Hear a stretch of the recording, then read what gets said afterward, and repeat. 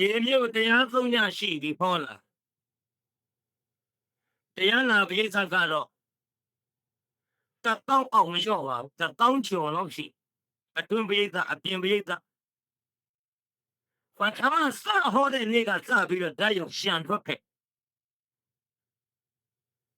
ဒီကနေ့ရှိပိဿမလျော့သေးဘူးစီစီကားကားကြီးပဲရှေ့ပိုင်းမှာဘုန်းကြီးကြီးညာထားတာကအနန္တ၅ပါးရှိကိုဖြစ်တော့ဘယ်သူပြန်ကြိုင်မနိုင်တဲ့အလူဆိုတဲ့တရားပေါ့နောက်ပိုင်းဘုန်းကြီးဟောမဲ့ဇတ်ထုတ်ကငိုပြင်းဖကြီးရှာပါတော့ရှိပြီးမှငိုကြပါလို့ဆိုရင်အတိပ္ပယ်ရှိတဲ့အောင်တော့ငိုပြီးမှရှိကြပါခုဆိုတော့ဘာပါလိမ့်မလဲနောက်ပိုင်းငါကြည့်ရင်ပြီးမှာပေါ့လေငိုပြီးမှရှိမလဲဘေးတိုင်ဒါကြောင့်ဒီနေ့ရှင်းလိုက်ကြင်ညာတဲ့တရားကိုဘုန်းကြီးတို့ခေါ်ကြပါတော့ဒါကြောင့်တရားနာပြတဲ့ရှိလျာတွေနဲ့ဒီလေအချိန်ကုန်လို့မတော်ဘူးလွန်တရားဆွေးတရားထူချင်းငိုချင်းတွေနဲ့ကြည့်လည်းပဲအချိန်ကုန်လို့မတော်ဘူးပြေကဇတ်ထုတပ်ပွဲစီဒီကလေးပြီးကြီးမှန်ပြီးတော့အောင်လည်းဘုန်းကြီးစေတနာထားပြီးတော့ဟောပါတယ်ဒါကြောင့်ဒီနေ့နမမြင်မြန်လုံးနာဆွေးထားတဲ့ချင်းကိုနာတွေဒီလိုခွင့်မပြောတဲ့ခွင့်မပြောနဲ့လောကုပယဘဟုတောင်မှသားစရာလေးတွေလည်းပဲကျူးစားပြီးတော့တာကြပေါ့ဒါကြောင့်ဆရာတော်ကြီးကကျတော့ညညမှာဆက်ချုံရဟောတယ်ဆိုတာကတော့ဇာယုံကြီးတွေနဲ့ဟောရတာဆွေနန်းတင်းတို့ဝင်းဘိုးတို့ကနဲ့သိန်းတို့မြို့တော်သိန်းအောင်တို့ဗန္တရားမြဝင်းတို့တကယ်ဇာယုံကြီးတွေနဲ့ဘုန်းကြီးနဲ့ကပ်ဟောရဘုန်းကြီးတရားဝါကထွက်ရင်ဇာယုံနဲ့ရောက်တယ်ဇာယုံနဲ့ကထွက်ရင်ဘုန်းကြီးတရားဝါရောက်ရိုးရိုးဟောလို့မရဘူးအောင်ရရှိပါဟောတာတောင်မှတရားနာရိတာတေးကြထူဟောရဒီကနေ့အောင်ရရှိပါတေးကြလေးတော့နည်းနည်းစမ်းကြည့်ရအောင်ဆိုကြိုးကြည့်ကောင်းမှာမဟုတ်ဘူးခင်ဗျားတို့ကလိုက်ရပြေးသားရှိသိုးမလားသိုးမယ်ဆိုရင်ဆိုရလမ်းပြေးတာ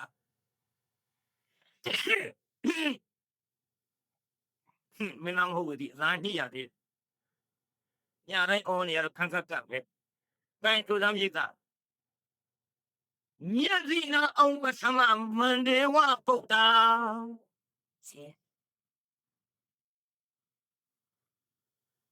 မြတ်ဒီနာအောင်မဆမမန္တေဝပုတ်တာ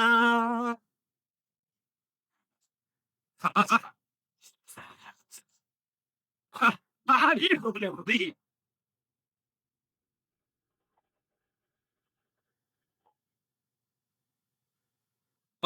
တေးတက်ဆိုတော့တေးတက်ဆိုတော့ဆိုပါမှာပေါ့တေးတက်ဆိုတာတရားနာပြေးတာဟိုဖတ်ချင်လို့နဲ့ရေးကြထတ်ဆိုမှနားထောင်ကောင်းတေးထတရားနားထောင်ကြည့်တေးထတခါတည်းမဆိုနဲ့ तू ကနှစ်ခါထတ်ကြနှစ်ခါထတ်ဆိုကြတော့လေအရင်ကနဲ့နောက်တာမတူရအောင်နောက်ဆောင်ကိုတက်တာနဲ့ညာလန်တင်းអော်ရအဲ့တော့ဒီဘုန်းကြီးဆိုပြနောက်ကမလိုက်နဲ့မြတ်ဒီကအောင်ပထမမန္တေဝပုဒ္ဒါဒါပထမဖတ်ဆိုလိုက်မြတ်ဒီကအောင်ပထမမန္တေဝပုဒ္ဒါတက်တာနဲ့ဒေသနာတော့မင်းသားမင်းသမီးလှုပ်ချင်မှတ်သွားဇန်ဒီကံတရားနာလို့မှမင်းသားမင်းသမီးကိုဖြစ်အဲ့ဒါကံမဲ့တာအောင်ကဲဟိုလိုက်တဲ့ဒုတိယအောင်တော်မူတာဒုတိယအောင်တော်မူတာ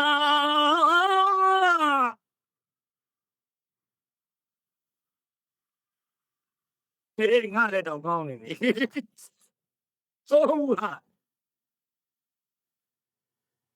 ဘာလဲဆိုရင်သမားအလာဝကာပီလူ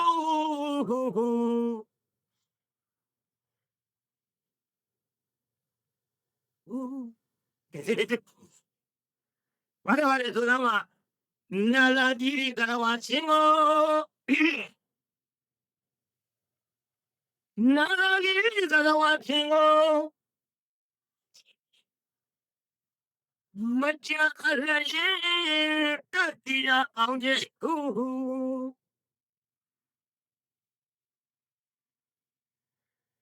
Ooh.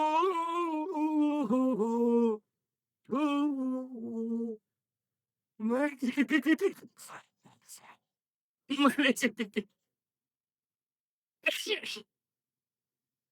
Toma con toda la que lo pongo y tal, tal. Mira, vale, le daba en Google, luda como. Ah, en Google, luda como.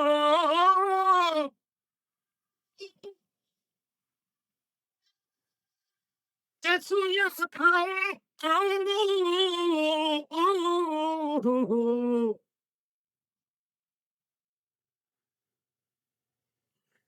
Hey, ne sciogli. Ma adesso le dama. Lei c'è nata la miule. La goru, ma si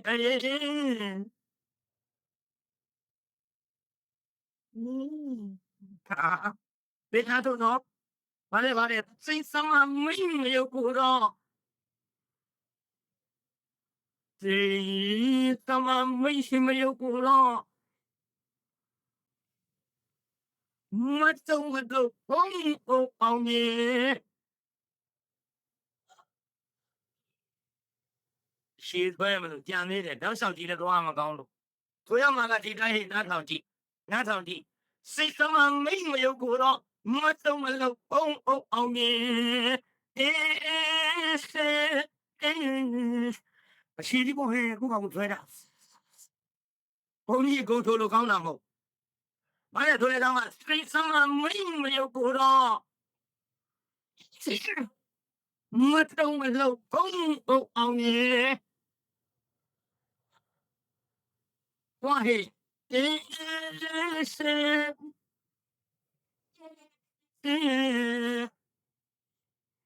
Không có sao thì lại cô. Có mà cô con này yêu cô.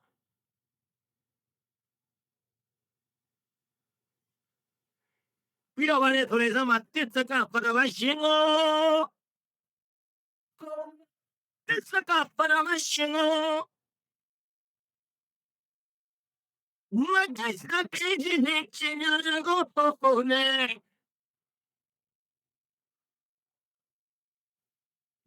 Tambia.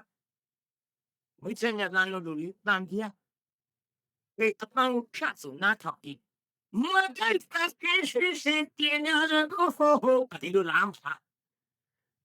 Tambia. Bạn này tôi nói mà, tiếp tất cả phần là xin ô. Tiếp tất cả phần là xin ô. What does the pigeon go ne?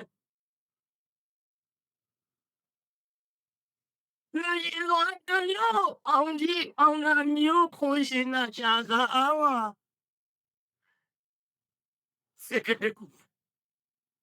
tôi gặp cha solo lên mà cao rồi đóng sau đó là xin thì rồi tao cầm lại trả cô vale lấy loạn cho số ông đi ông làm nhiều xin là cha cả à bắt ta làm mà bắt ta làm mà oh bắt ta làm mà bắt ta làm mà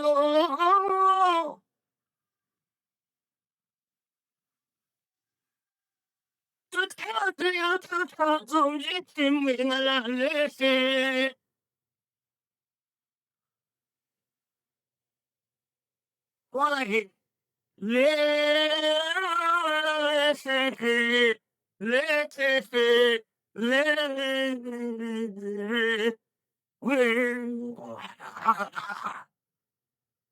ý không sủ bên này cái đi chạy ngoài mà cô bị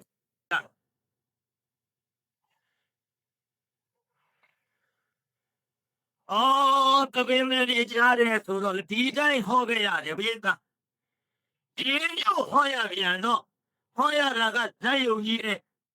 ရှင်ကျဲမှုဇက်ယုံကြီးရှာအောင်လာပဲမဲ့လို့ကြုံမှာဘေးကဇက်ယုံအပြိုင်ဆိုင်လည်းမရှိနော်တရားနာခေတ္တပြီးတော့ကျတော့အနောက်ကရှက်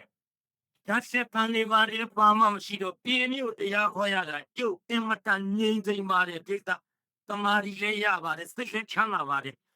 ဒါကြောင့်ကျုပ်ကတင်းကြီးရှိရှိလေးဟောတော့ကက်ချက်ထဲတရားလောက်ပါကောင်းဘူးတဲ့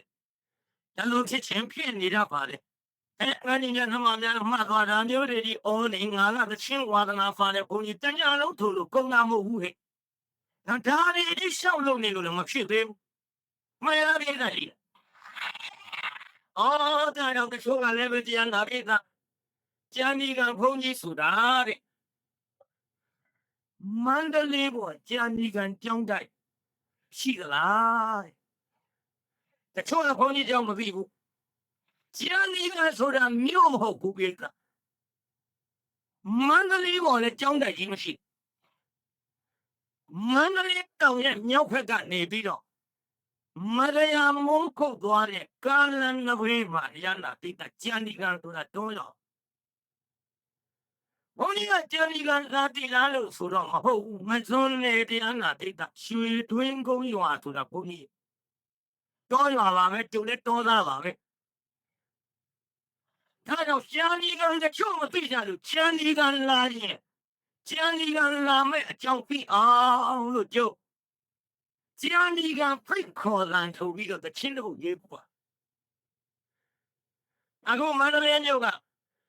ဝေဒာကြီးဆိုတာဘုန်းကြီးတပည့်ပါသူလည်းပဲဘုန်းကြီးကျောင်းကနေပြီးတော့တိတ်ခွေတွေထွက်လာသူအကန်ထွက်ကြတယ်ဘုန်းကြီးကျန်ဒီကကျောင်းကနေပြီးတော့အကန်နေထွက်လာအဲဒီလိုအကန်နေထွက်လာတော့တဖြည်းဖြည်း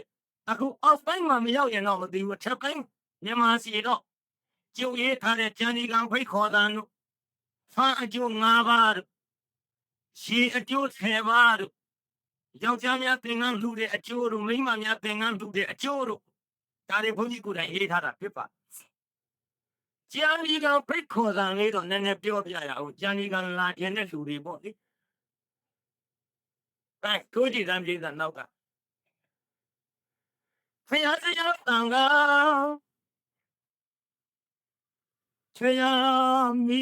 ဒီပါငါတို့အနန္တအခါကလေးတီးကြကာရဝတင်ကရှုပ်ကြည်လေးစားဝဖြစ်ဖယား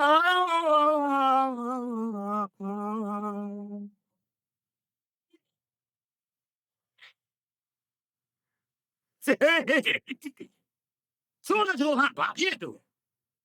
说了之后光也当没好。比如话呢，过来他们忙那个太阳牛完不得起的喂，将你个说的靠，来要碰了一点，慢的嘞，长这个钱。မရယာသွားရင်တွေ့တင်လက်ချင်မတောင်ဆိုတာပဲအခုတခါဝင်အရှိဘမှာပဲလမ်းမလွဲတရှိဝဲဘက်တွင်ရွာချီတီလို့ဝင်ကျောင်းနဲ့ကျောင်းညညာကြည်တာမြူကြွားဝေရထာနာကပြေ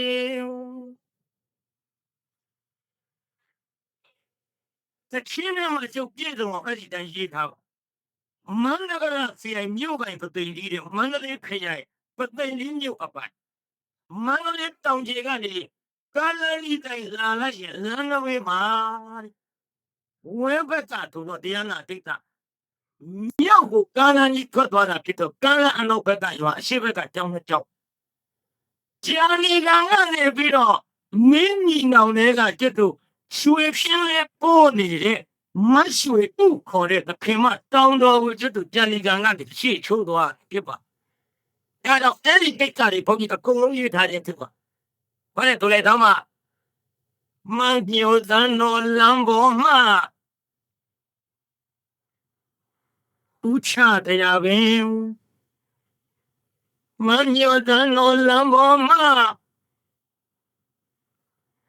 ဦးချတရားပင်ဝဲအဝင်းဝဲဒီလေးပါအရှိမြတ်နာတွင်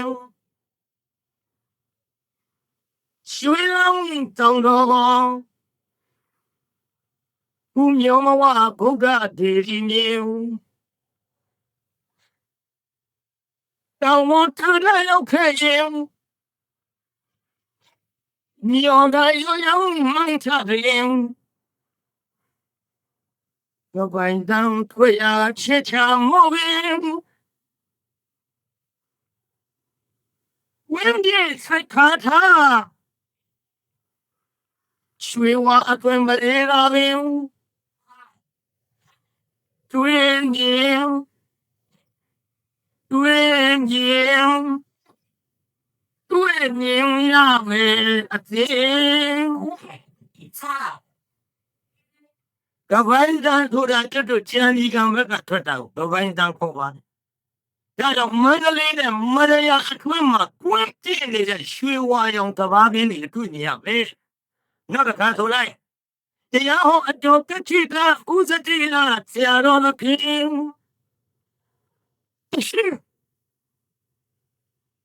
နိုင်ငံမြို့နဲ့အဖောင်းပြန်ကြွလာလာပင်တကားရရစွာတရားဓမ္မဘောက်ပြတော့တပ်ပွင့်အတင်းစခန်းတွင်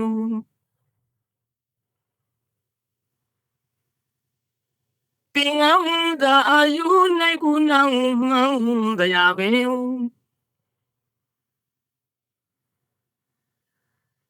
ယာနေကနွေတာရှိအမမင်းဒီရရဲ့ဒီကရကဲတရားဝဲလာပဲအချင်းပင်တွေ့မယ်ထင်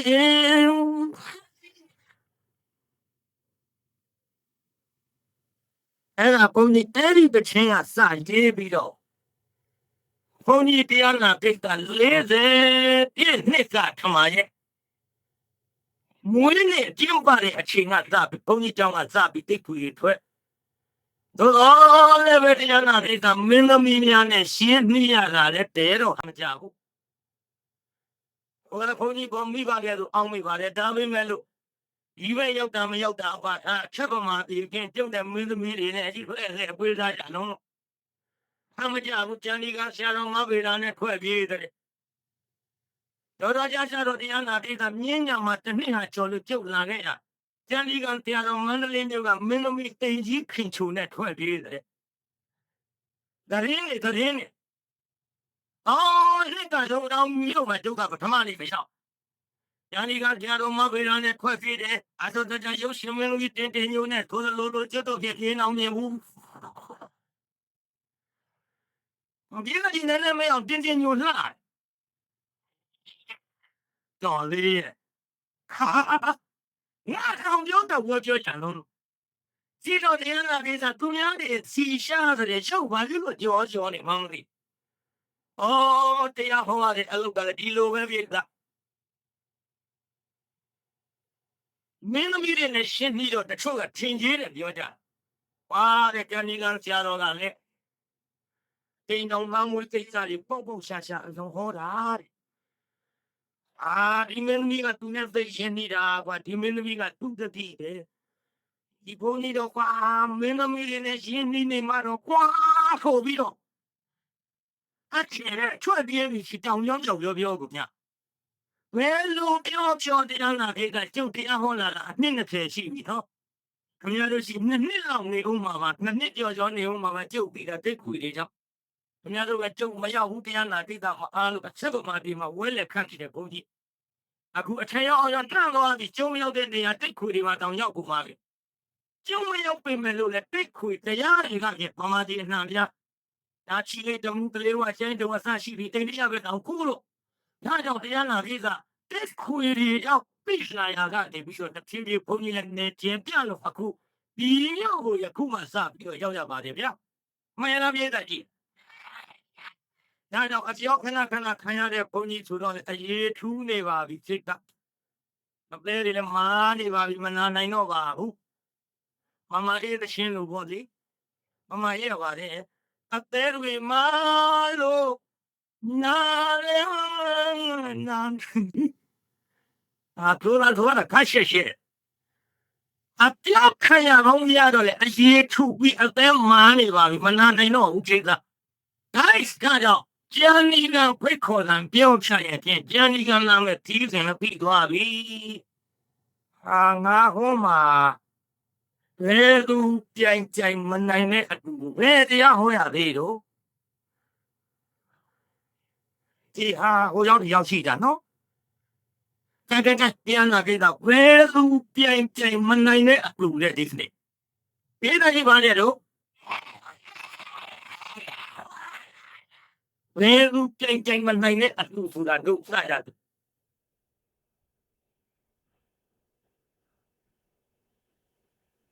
မြတ်စွာဘုရားကိုရောမြတ်ကြီးသည်စေတဝန်ကျောင်းတော်သို့တန်ခါ900နဲ့ပြန်ကြွလာဒီကကြီးမြတ်စွာဘုရားဘယ်ကျောင်းတော်ကိုပြန်ကြွစေတဝန်ကျောင်းတော်သို့တန်ခါတော်900နဲ့ပြန်ကြွလာဘောတနာမင်းကြီးကနေပြီးတော့ခရီးပြန်ကြွလာတဲ့အာကန်တုကရပန်းလေးကိုတရားနာပြတာမြတ်စွာဘုရားထံသွားလျှောက်မြတ်စွာဘုရားလျှော်သည်နောက်ပါတန်ခါတော်900နဲ့တကွာတပည့်တော်ဆွမ်းကလိုပါလေဘုရားလျှောက်ဘုရားကိုရောမြတ်ကလေးသိနေပြီးတော့လက်ခံတော်မူလိုက်ဒီတော့တန်ခါတော်900ကိုတရားနာပြတာရှိဘုရားအမှုထားလို့ဆွမ်းကမယ်ဆိုတော့ကိုယ်ကရှင်မယင်ကြီးကခွင့်ကြီးများဘုရားငါကိုရောရဲ့တန်ခါတော်900နဲ့မြတ်စွာဘုရားကိုဆွမ်းကမယ်အဲ့ဒါတိုင်းပြည်လဲပြီးတော့မောင်းကျင်းနေခါချတိုင်းသူပြည်သားလူအများတို့ငါတို့ဒီဘယင်ကောတလာသည်ဘာမှကံဖို့ကမြတ်စွာဘုရားနဲ့တန်ခါတော်900အဆွမ်းကလိုက်ပဲအဲ့ဒါလေအောင်မြင်တော့မကြအကုန်လုံးလာရောက်ပြီးတော့ဘယင်လူတန်းကကြီးကိုကြည့်ရှုရသည်ဝိအမိန်တော်ဆိုပြီးတော့မောင်းကျင်းတဲ့ခါဒီကဘယင်ကကြွားဒီကကြီးဘယင်ကမလုပ်တာ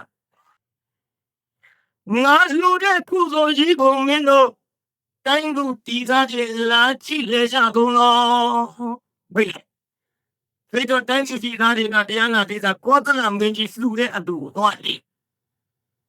ကောသလမင်းကြီးလှူတဲ့အလှူကိုသွားကြည့်တော့တိုင်းသူတီသားတရားနာရဲ့တိုင်မင်းညဟေးရှင်ဘရင်ကသူ့လူတဲ့အတူကြီးကျယ်တယ်ဖြစ်ပြီးတော့ငါတို့ခေါ်အကြည့်ခိုင်ကြွားလိုက်တာကွာဟဲ့ရှင်ဘရင်လူတဲ့တော့အစားအောင်လူကြတော့တိုင်းလူဒီကလူအများတိုင်မင်းရပြီးတော့မြတ်စွာဘုရားကိုတော်မြတ်ကြီးနဲ့တန်ခါတော်900ကိုပြင်ရသည်ဘေးကတိုင်းလူဒီကဘရင်နဲ့ပန်းအောင်လူမလို့တဲ့တော့တရားလာဖြစ်တာဒီလိုမြတ်စွာဘုရားကိုတော်မြတ်နဲ့တန်ခါတော်900ခံကမယ်ဆိုတော့ကောသလကိုတော်ကြီးဘုရားကျတော်မျိုးကြီးအထက်ကြီးကလူတဲ့ဒါနကိုအပင်မင်းကြီးလာပြီးတော့ရှုထားတော်မူပါကောသလကသူ့အတူလာကြည့်လဲဆိုပြီးအတိခိုင်ကြွားတယ်ဆို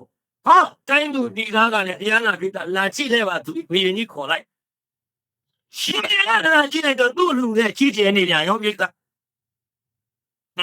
တိုင်းသူပြည်သားငါတဲ့စာသွားပြန်မဖြစ်ဘူးအဲ့မင်းကြီးကမဖြစ်ဘူးငါတဲ့စာသွားပြန်ပြီဟေးတိုင်းသူပြည်သားချင်ငါကစာအောင်သူပါအောင်လူမဲဆိုပြီးတရားနာအိတ်ခေါ်လာပြီငါဘယ်ကိုရောနဲ့တန်ဃာတော်ငါအတူရရောတိုင်းသူကြီးကဖိတ်ချပြီးတော့ကြည်သေးတယ်တိုင်းသူကြီးသားချေခေါ်လာပြီငါသာသွားပြန်ပြီပြည်သားပြည်သားကြီးတိုင်းသူကြီးသားချေဘယ်သူကသာသွား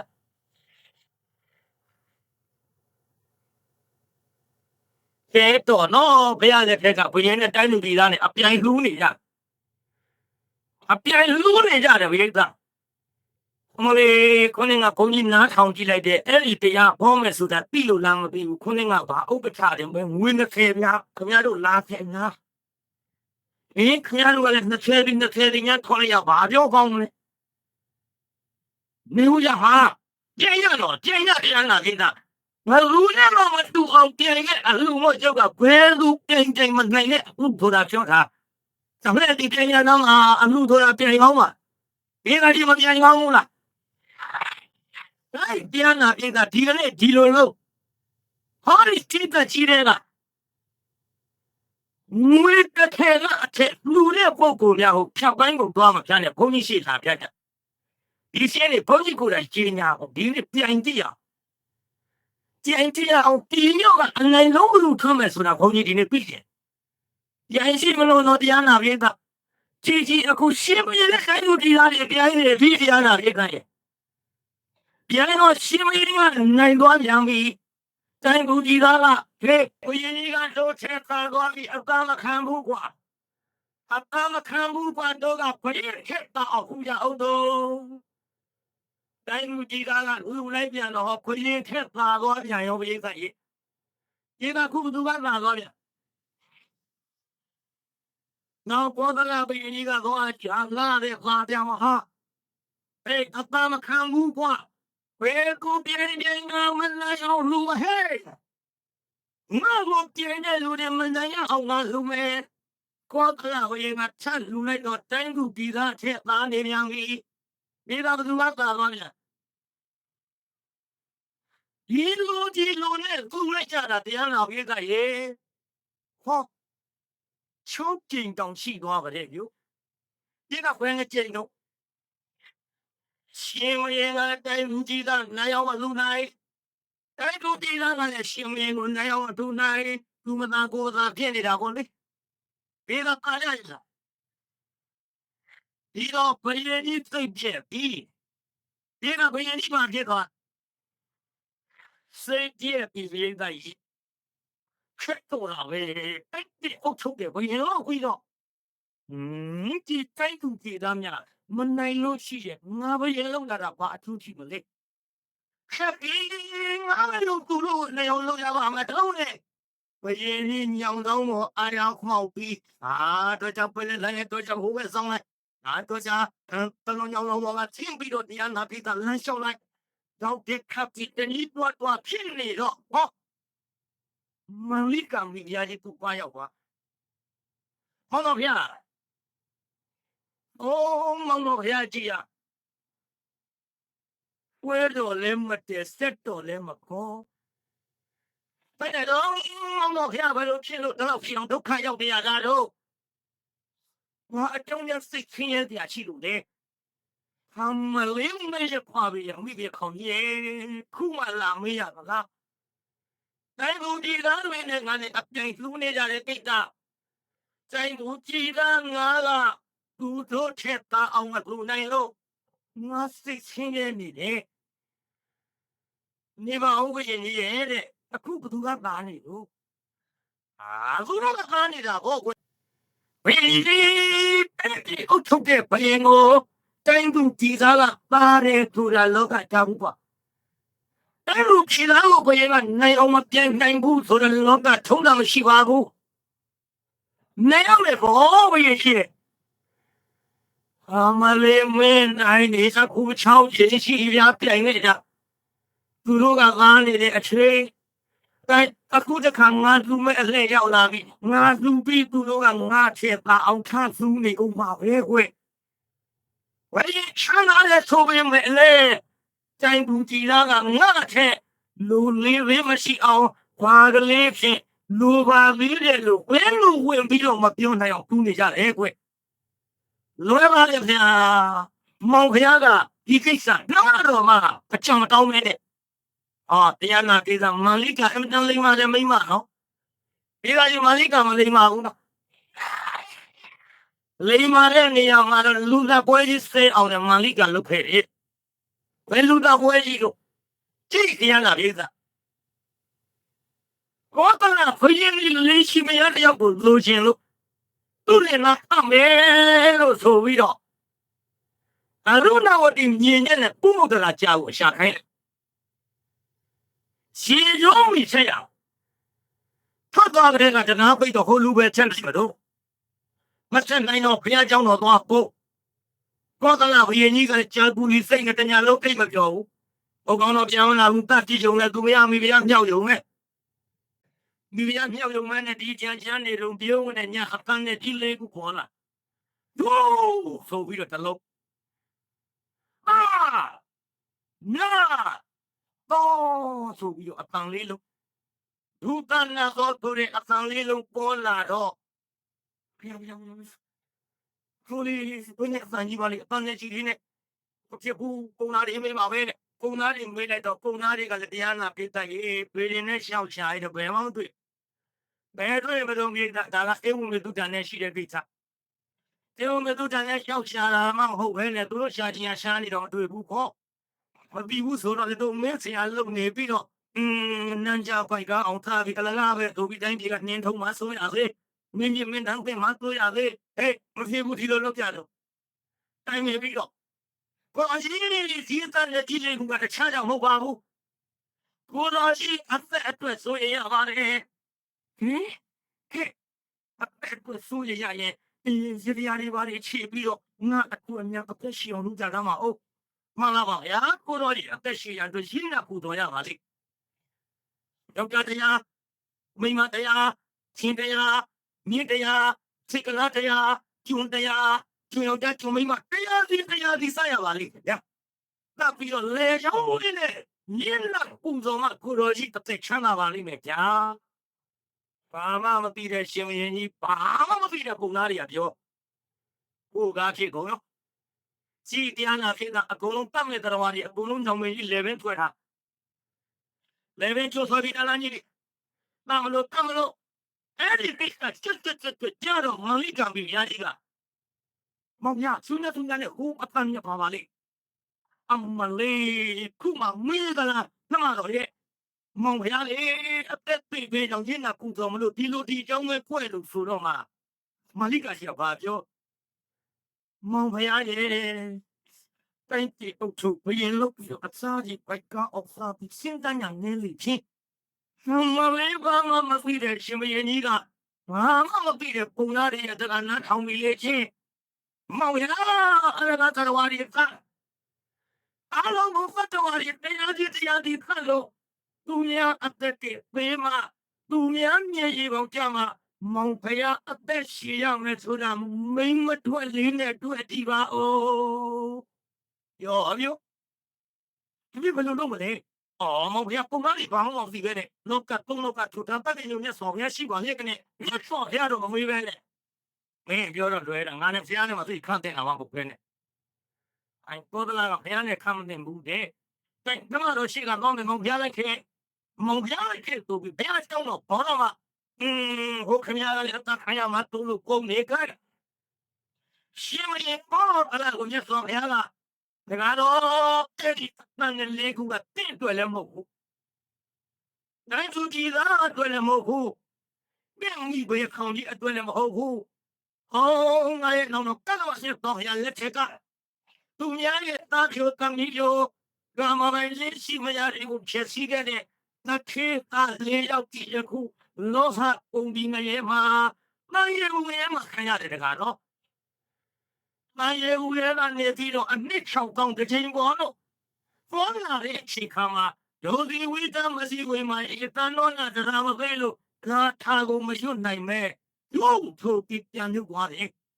那那到手比较边苗过来，哎啦，这个罗连西没有比妈的，那推单没有，嘟噜表情呢，这个一手အောင်မပြောနိုင်မဲ့တလုံးစီနဲ့ဒီဥခင်ရောက်အောင်ပြန်မြုပ်တာတကားလို့ရေ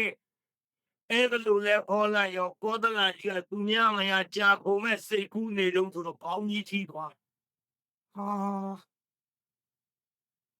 ဟာလာတော့ဘလီတော်ပြီတော်ပြီရရှိမငါချမောင်းလို့အရုဏဝတီမြင်နေတဲ့ကုမုဒ္ဒရာချချက်ဆိုပြီးတော့ငါဒီရကားမဝင်နိုင်အောင်ပိတ်ထားတဲ့ပိတ်ကငါမလေးကသူပြီးမြတ်တော့ဗျာတော့ပြန်တော့ကိုယ်တငယ်လဲလွတ်ရောဟောအဲ့ဒါကြောင့်ဘလို့လူစားပွဲလေးကိုစတဲ့အောင်လည်းမလေးကလာဘာမှနားမလဲကောသလဘယင်လူအကြီးကိုရှေ့ထောင်ခဲ့ပြီမှန်လားအဲ့ဒါကြီးမင်းမလေးပါကြီးပေါ့ကောသလကသိတာပြေးတာကောသလလူအားကြီးလူအားရဲ့တောင်းပြန်ပြောရရင်လေရှိလက်ရှိတရားကြီးပေါ့ပြေးတာမိုင်းကောင်ကြီးပြားကြီးကတရားနာခဲ့တာရေချိုးကနဲ့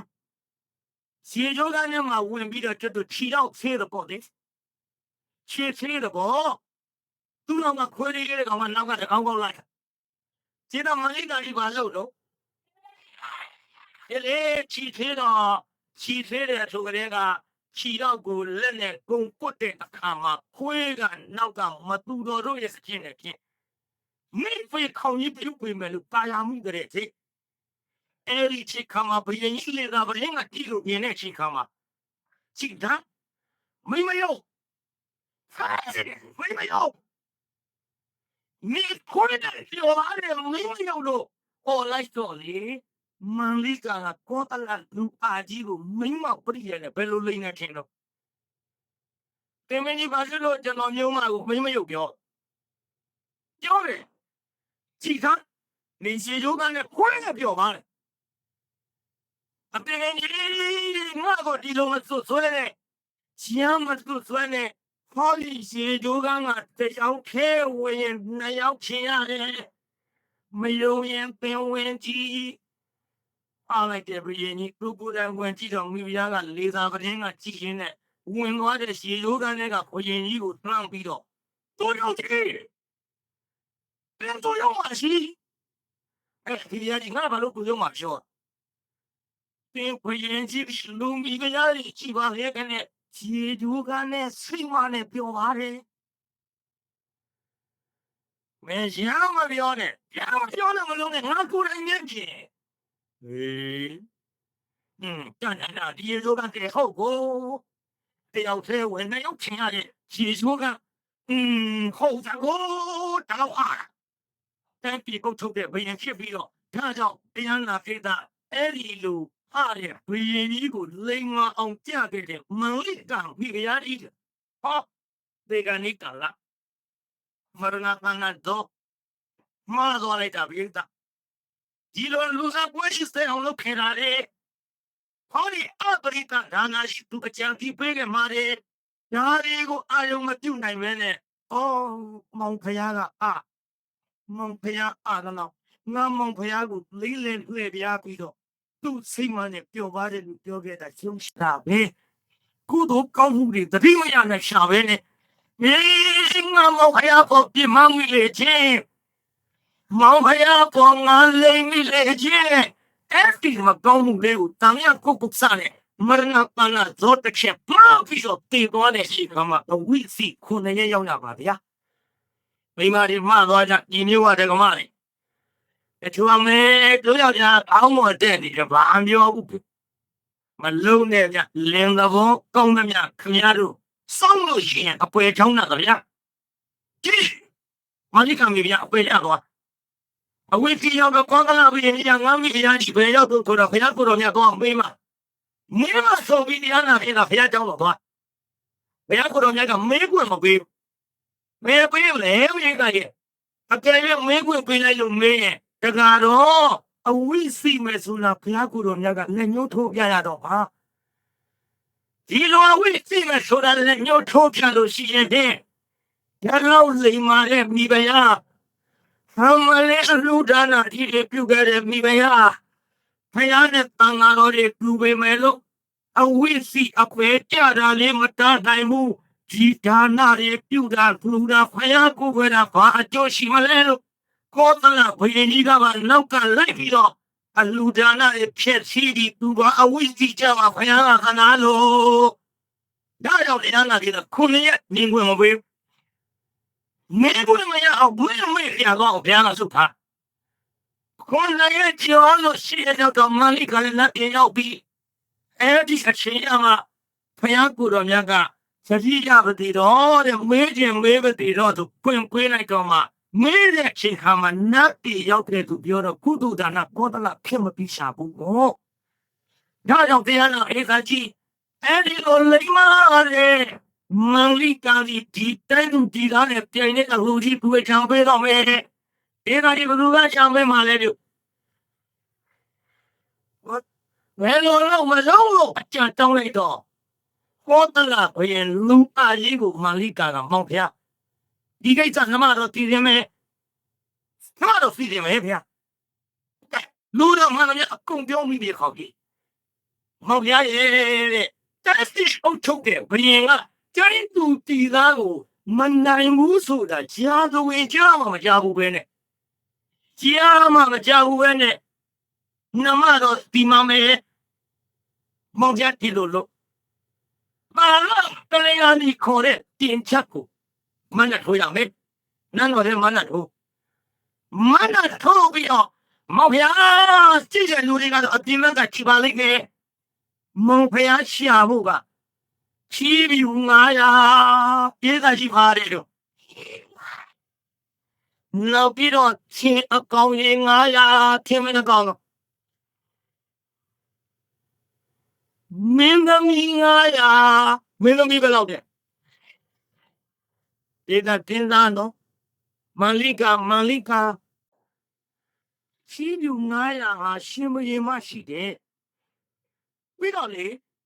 ရှင်အကောင်ကြီး900ဟာရှင်မရင်မရှိတယ်မင်းသမီး900ဆိုတာလည်းနန်းတွင်းမရှိတယ်ဒါရင်းကိုနိုင်နေပြီဒါရင်းကိုနိုင်နေပြီပြိတ္တာမန်လိကမိဖုရားကြီးတည်ခြင်းသည်မောင်ဖျားဓာတ်တွေအကုန်ရှားပြီးတော့ချီးမြူတလက်ကိုရှင်တကောင်တန်မောင်းတဲ့ကင်ပြီးတော့သံဃာတပါးကိုချီးမြူတလက်မိုးရမယ်နောက်ပြီးတော့မောင်ဖျားရှင်ဖလာနီဖြင့်ပြီးတယ်ဟာရွှေလေကဆယ်တင်းလုပ်လိုက်ပါမန္တအလမနန္ဒာရဲ့ထဲကိုရဟန်းနှစ်ပါးရဲ့အကြမ်းမှာမင်းသမီးတယောက်ကနန္ဒာသွေးမင်းသမီးတယောက်ကယက္ခအချို့မင်းသမီးတွေကကြာညိုပန်းလေးကာyiပြီးတော့လေဟောအချို့ကတန်ဃာတော်တွေရဲ့ကြားနတ်မာတွေသွေးရွှေလေတဲ့ထဲကို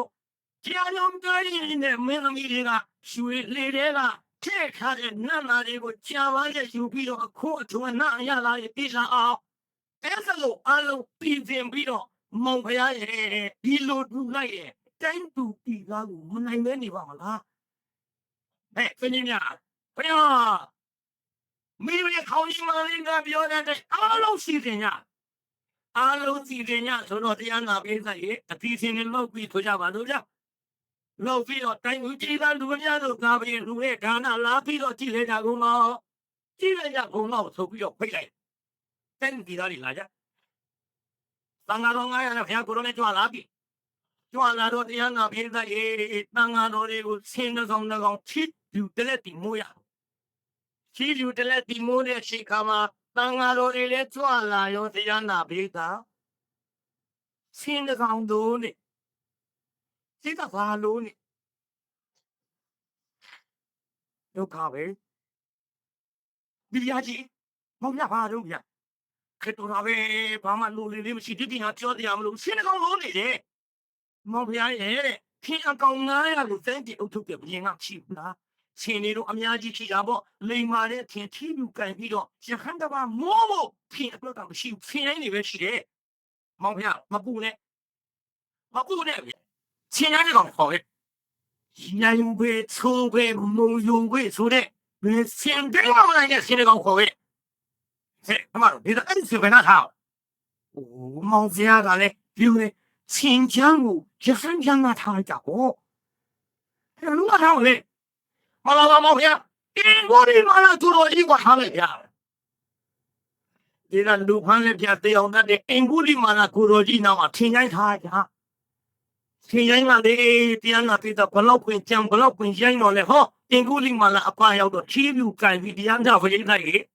ဒီရွယ်ဒီချာအမီကိုတရားနာပိတာပေါင်းချောင်းနဲ့ညာအမလေးတရားဝတ်တဲ့တရားနာဖိတာ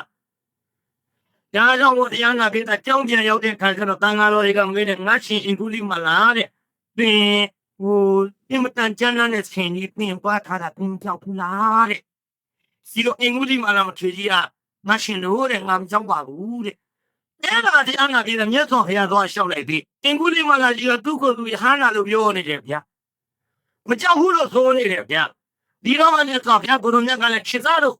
အာကောကုန်ခန့်တဲ့ရဟန္တာတို့ဟာငါသားကြီးအင်္ဂုလိမာနလို့မကြောက်ကြပါဘူးကွယ်တဲ့ဗျာသူရဟန္တာဖြစ်တယ်ကွယ်လို့တဲ့တယ်ကြီးမပြောဘူးဗျဒါပေမဲ့လို့အာသဝကုန်ခန်းတဲ့ရဟန္တာကြီးတွေဟာငါတိတာအင်္ဂုလိမာနလို့မကြောက်ကြဘူးကွယ်ဆိုတော့ရဟန္တာလို့ပြောလိုက်တာရှင်းနေတာပါပဲရှင်းရလားပြလားကြီးဒါပေမဲ့လို့ဘုရားကိုယ်တော်မြတ်ကောင်းကရဟန္တာကြီးကွယ်လို့တဲ့တယ်ပြောရလားပြတာနာမည်ဖို့တရားဘုရားကိုယ်တော်မြတ်ကစာပြီးသိရှင်ခြင်းလားဟာနာဖြစ်ပြီးကွယ်တဲ့တယ်မပြောဒီကနေ့ဖယားကြွားရဟန္တာကြီးကြွားတဲ့ငါလမ်းတော့တော့တာပါလေကြွားရဲ့ခုခေတ်ကကြွားလိုက်ကြတာကြွားကြတဲ့ထုတ်ပြောမှသိကြောက်တာသူတော်ကောင်းတွေကခုခေတ်တော့အလုံးမာနကတည်းကပြင်းထန်တယ်ပြင်းထန်လို့တော့မင်းတရားထုတ်တာဘယ်နည်းရှိတော့နဲ့9ရက်ရှိပြီးတဲ့ဘာတွေမြင်တော့နဲ့ရာတဲ့9ရက်သူတော့ကြာသေးတာမဟုတ်ပဲစိတ်ကအိမ်ပြန်ရောက်နေလို့ကမာတိရအောင်ကိုမနှဲလုံနေရပါတယ်တဲ့ဒီတော့ဟိုကပြောတဲ့ကွာတဲ့9ရက်သူတော့မင်းဘယ်မြင်အောင်မတော့နဲ့ကြာသေးတာမဟုတ်ပဲတဲ့တို့သူ့လို့တော့ရဘူးလေတဲ့တို့က45နှစ်တောင်ရှိပြီ45ရက်တောင်ရှိပြီ3နှစ်တောင်ရှိပြီတဲ့6လတောင်ရှိပြီတဲ့မြတ်9ရက်ဆိုတော့နှုတ်သေးတာပဲတဲ့တို့ကတော့ရင်းပြီရင်းတွေ့အောင်ရှိတော့တာငါပြောနေတာကြွားတာဆရာကိုတရားနာပြတဲ့တက်တော့တန်ဃာတော်တွေမှာမရဝဲနဲ့ရှာတဲ့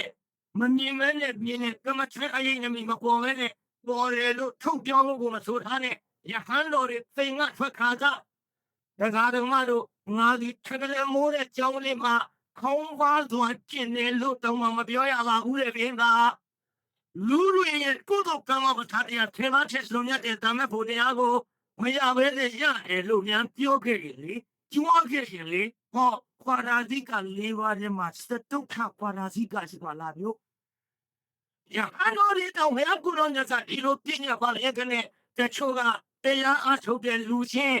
မင်းတဲ့ငါကအချင်းမြင့်တဲ့သူတို့တဲ့ပါပြီးငါတို့ကဘယ်နေရနေပေါက်တော့မှာဝေလာဆိုပြီးထိုတဲ့လူတွေအသမီမာနအဲ့ဒါနေပါမရဘူးတဲ့ဘေးကတော့တော့ရတာပြေးတယ်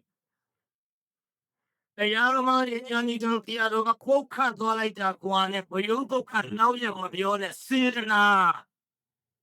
တရားတော်မှာဒီလိုပြည့်နေမှမရဘူးဆိုတာပြေးပြောင်းတစ်ချို့လုံးရှိတဲ့တရားတော်တွေမွေးအသမီမာနခေါ်တယ်တရားနာပြေးတာဒါတော့ခန္ဓာတော်မှာသုတ်တံမှာကုန်းတင်နဲ့ခေါ်တယ်ပြေးတာမရပြေးတာ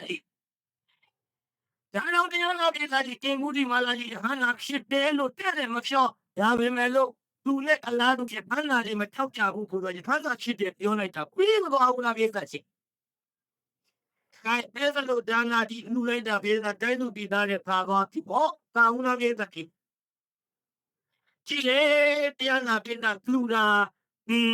နဲလူတဲ့ပိတ်တာကြီးမှာပေါ့ပဲနဲ့အခုတန်းတီအုပ်ထုတ်တဲ့ဘယင်းချစ်ပြီးအလျော်စွာဘာလို့ချစ်အောင်လူလိုက်တယ်လေလို့ဆိုတော့ဆင်းအကောင်း900ပြီးတော့ချီးဖြူ900ဒီလိုချီးဖြူဘယ်လောက်တော့အင်းသမီးဘယ်လောက်တော့နေဦးတရားနာပိတ်တာတကြီးချီးပြီးတော့သူတဲ့ခါနာကြီး ဒါလည်းရှင်းပြီးတော့လူတဲ့ဌာနအဲ့ဒီလိုဌာနကိုခွန်လောက်ဒီဘောင်းလို့ပုံလည်းဆိုတော့ဟောတက်ချင်တဲ့လေးကလေးတဲ့ပြုဒီကကြီးကောပလာဘယ်လူရတဲ့အဂိကဌာနရှိဘယ်လောက်ပါလဲတက်ချင်လေးကလေးနေဘူးပြေတာဒီအလူဒါနာမျိုးပြီးဖယားတတူပွင့်တဲ့ချိန်ခါမှာဒီချင်းကလူရတယ်ကျုပ်အဲ့ဒီအလူမျိုးနဲ့နောက်တော့ငေါ့တူနိုင်မှုတဲ့ဖယားတတူပွင့်တဲ့အချိန်ခါမှာအတတိကဘလူနဲ့မှမတူအောင်တူတဲ့ဒါနာဟာဒီချင်းဖယားတတူပွင့်တိုင်းလူရတယ်ကျုပ်အဲ့ဒီအလူဒါနာမှာဘယ်ရင်မိဖယားဖြစ်တဲ့မင်းမိမများကဒါဆိုရင်ဖယားအထူးတူပွင့်တိုင်းအဲ့ဒီမိမများကဟောတယ်လို့စီမံတဲ့ကျုပ်ညကြောင့်တရားနာခေတ္တကြီးနောက်ဘုရားကိုယ်တော်မြတ်လူပုံလေးနဲ့နည်းနည်းပြောကြအောင်ဘုရားကိုယ်တော်မြတ်လူပုံလေးတိုင်းကြည့်တရားနာခေတ္တနောက်ကလည်းခဏလည်းချိုးပြီးတော့စီပြူဝလဲတဝဲချီခြေစုပ်ဘဝတင်းပြင်းဘယ်နှခုတော့အဲ့ဒီလေးမျိုးမြတ်ခေါ်ဘုရားလူတာကြတော့အနေခထိုက်တန်တဲ့အဖိုးကိုရေတွဲလို့ကိုမရဘူးတဲ့ပြေကအာသရိသဒါနာရှိဒါကြောင့်ဘယ်လူပြင်းပြင်းမနိုင်တဲ့အခုလိုပြောထားတာပြေကအဲ့ဒီလိုလူဒါနာကြီးပြည့်တဲ့ချိန်ခါမှာခေါ်သလားရှိကရင်သက်ခွက်တိုင်းရင်သက်ခွက်တိုင်းတော့ဘုရားကိုရောမြတ်ကတရားဟောရတဲ့တရားနာပြေတိုင်းရေတကားထားတဲ့ဟောတော်ပြေကရှိဘယ်လောက်ဟောတော်တကားထားတယ်နောက်ကပြေကရှိဘယ်လောက်ဟောတော်လီငင်းနော်ငင်းတာပြီးမှကြည့်ဘယ်လိုဟောသွားလို့အမလေးအဂရိတာဒါနာကြီးနဲ့တူအောင်များစွာဆွမ်းလူမောဒနာတရားတွေဟောတိုက်ပါလေဘုရားတကားထားတဲ့ပါတိစုဟောတဲ့လို့ဆိုတော့ဘုရင်တော်မပြည့်စုံဘယ်လိုမပြည့်စုံလို့ဆိုတော့အဲ့ဒီကောသလပါခစားတဲ့တရားနာကိစ္စမောင်မဲနဲ့မောင်ဖြူတဲ့အမတ်နှစ်ယောက်အမတ်တယောက်ကဦးမဲတဲ့အမတ်တယောက်ကဦးဖြူတဲ့ဒီကအမတ်တယောက်ကဘယ်လိုတဲ့တော့ယူทูบမဲမဲပြောတာနှစ်ခုရှိတာဦးဖြူဦးမဲနှစ်ယောက်ဒုံနာနဲ့ကာလပြောတာတရားနာကိစ္စဒီကခင်ဗျားတို့မြန်မာလူပြောထားကြည့်တရားနာကိစ္စကြီးကာလဆိုတဲ့ဦးမဲကဦးမဲဆိုတဲ့အမတ်ကြီးကဟမလေးတိနမောအတရိတဒါနတစ်ထဲလေးကလေးအကုန်ကြခံပြီးတော့လူတဲ့ဒီလူတဲ့အလူဒါနဒီခဲဝဲဘောတင်တွေကိုဟောဒီကတုံးဥကြီးတွေစားတောက်သွားပြီးတော့ကြောင်းကြသင်္ကန်းကောင်းမှုခြုံပြီးသူတို့အလုတ်ကတိတ်တော့မှာတဲ့ကြအတော်ထိုးတဲ့ဦးမဲဘူးကြောင်းကြဒါတွေအကုန်ကြခံပြီးတော့လူလိုက်တာစားတောက်ပြီးကြောင်းကြသင်္ကန်းကောင်းမှုခြုံတိတ်တော့မယ်ရှင်မင်းကြီးပစ္စည်းတွေကုန်ပြီးတော့မာချင်းကြီးမာလေတော့နန်းတော်ကပစ္စည်းတွေကိုယုံသားရှိတယ်နှမျောတရားကောင်းလေသွားလူတာမဟုတ်ခဲနဲ့ဦးမဲကဒီတိုင်းကြဦးဖြူကဘယ်လိုကြံတော့ဆိုတော့ဇာနာကုသိုလ်ပြုကြတဲ့ပုဂ္ဂိုလ်တွေမျှဝေကြတယ်တစ်ဆက်လေးကလေးကုန်းတဲ့ကုသိုလ်ကြီးကိုလည်းပဲငါသူများတဲ့လူတော့အမျှဝေတော့တာတို့ခေါ်သလိုဒီကုသိုလ်ကြီးနဲ့တာတို့ခေါ်မယ်တစ်ဆက်လေးကလေးကုန်းအောင်လူလေအပရိသဌာနရှိအောင်ဝကောင်းပေသွားတာတို့လို့တာတို့ခေါ်ပြီးဒီအမတ်နဲ့တော့ကြံပုံလေးကိုဘုရားသိလို့အပေ၍သာငါဘုရားများစွာခေါ်လိုက်မယ်ဆိုတော့တဲ့ဦးဖြူဆိုတဲ့အမတ်ဒီတောတာပန်ဖြစ်၍ဦးမဲဆိုတဲ့အမတ်ဒီအုပ်အောင်90ကိုတော့ပါဘုရားသိညောင်စလာလို့တရားနာရေးကဦးမဲအတွက်အုပ်အောင်90ကိုမှတလားလို့ဟောတရားနာပြီးတနာထားတဲ့ဟောသွားတာတဲ့သူဟောတော့ကောသလကြီးမကျေနပ်ဘူးပေါ့ဒီကကောသလကြီးကျေနပ်ရဲ့လားကောသလကြီးမကျေနပ်တော့တော့ဘူးလေအလူဒါနာရှင်မြတ်စွာဘုရားကိုတော်များငါဘုရားသူတို့တွေခေါ်သွားတယ်မဖြစ်ဘူးကြောင်းလိုက်ဒါကြောင့်ခုခေတ်လေအဲ့ဒီကစတာနဲ့တူပါရဲ့တချို့လူတွေတရားသူတို့များဘုန်းကြီးဟောသွားရင်အတူတကတဲမကျေနပ်ချင်ဘုရားလက်ထက်ကစတာနဲ့တူပါရဲ့ဒီကောသလကြီးလိုက်ရှောက်မြတ်စွာဘုရားဒီတော့အတ္တိဒါနာရှင်မြတ်မအတ္တပိတအရှင်မယမနစ်သက်တာများခွာလို့လားဗျာဒကာတော်ကလုံးမေးတာတို့အရှင်မယတရားတကားထားတဲ့ဟောသွားတယ်ဗျာဒကာတော်တဲ့ ကားချတဲ့ဟောတာပေးတာမပြည့်စုံလို့ဘယ်လိုကြောင့်လုံးကြပြီးအပခါစားတဲ့အမတ်တယောက်ကဒီလိုကြံနေအမတ်တယောက်ကဒီလိုကြံနေအမတ်နှစ်ယောက်ကြံမှုလေးဘယ်အပြောပြတော့ကာလအမတ်ကြီးတောက်ဆောင်ပေးတင်မဟုတ်ကလားဘာလို့အကြံမီအောင်ပါဗျကြည်စမ်းဒါတော့ကြည့်အောင်ငါတို့တဲ့ဒါတော့မင်းအနောက်ဆက်ပေးရအောင်နေပါဦးကွယ်မင်းပစ္စည်းတရားပါလားငါသားမရနဲ့ငါသားကြီးနဲ့ငါပိုင်တဲ့ပစ္စည်းငါလူတာမင်းပစ္စည်းတရားခွာသလားကွာဒါတော့ရုပ်မာလေးအမအရင်တော့ကပြေးပြီးသားပြည်တဲ့ပစ္စည်းတော့ရှိကြလေတော့ဒီနေ့ကစပြီးမင်းငါထမချင်းရောက်တော့ဘူးတော့ပြင်းနေလားလွတ်လိုက်ပါရောဗျာဒီသားကြီးကူးမဲ့နှင်ထုံးလိုက်ပါလားနောက်ဦးဖြူဒီလိုကြံတဲ့ကြောင်းပွေးကြည့်တော့မှန်လားပါဗျာတာလူခေါ်ပြီးဒီလိုကောင်းတဲ့အကြံကြံမိပါဗျာတဲတော်တဲ့ဦးဖြူခုနေနောက်တောင်ဝေးအဲ့ဒီချိန်ခါမှလည်းတော့ဘုရားကိုယ်တော်မြတ်တရားဟောလိုက်ပြန်တော့တရားနာဖေးသားကြီးဦးဖြူထိုးတဲ့ဇုံနဲ့အမတီဗီဒေသနာဝနာနဲ့တော့တာပတ်တိအလေပတိထားရင်ဒီချင်းနဲ့ဦးစီကိတ်တာကွာ၍ဟောတဲ့ဒီကြမှာကိုတာပါဖြစ်ပါတယ်ကြာဒီနေရာမှာဒီကိုခမအတိကလို့ပါတယ်ဆိုလိုက်ဘယ်သူပြိုင်မနိုင်အောင်လူတဲ့အလုံးဘောရရှိတဲ့သူကွင်းမှာတကယ်နာသူရသူလူအမေရိကန်နာလောကဤတဲ့ဘူးကိုတလာလူမရှိဘူးအထူးမခါယူပေးစာကြီးဖယားတဲ့သူကွင်းတဲ့အခါဘယ်နှချိန်မှတူရဘာလဲထိုးလဲဆိုင်ငါးကနည်းနည်းမြင့်နေသူပြန်ပြီးနှိပ်ဆိုရဘယ်သူပြိုင်မနိုင်အောင်လူတဲ့အလိုဘောရရှိတဲ့သူကွင်းမှာတကြိမ်နာသူရလူ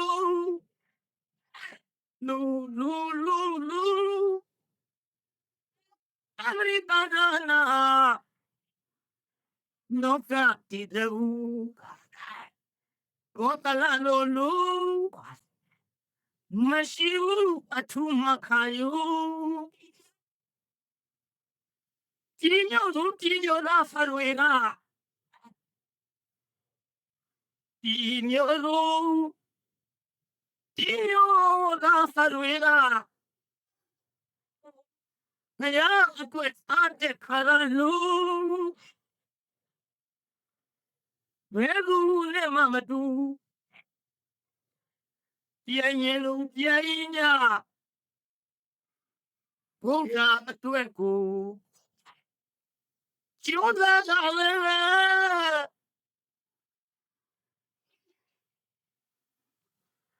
တော့ကေတာခိုင်စီယာငါကေတာအာတိဒါနာအင်ဒီကိုခမအတိတလို့ဒီကနေ့ဘယ်လူနဲ့မတူအောင်ကြင်ပြီးလူနိုင်တဲ့ပုံကိုဒီကနေ့ရွေးကြပါသူခိတာထမ်းပဲဗျာဘာမှလည်းနာမမေ့မလေးမပေါ်မဆန်တော့ဒီတရားကြီးတမ်းပါတေထားဘယ်လူပြိုင်မနိုင်တဲ့အလိုဆိုတဲ့တရားနာရသဖြင့်ဘယ်လူနဲ့မတူအောင်ခေတန်းကလူနိုင်မဲ့ပုံကိုကျိုးသားပြီးတော့သူထောင်းနိုင်ကြပါစေကုန်သတည်း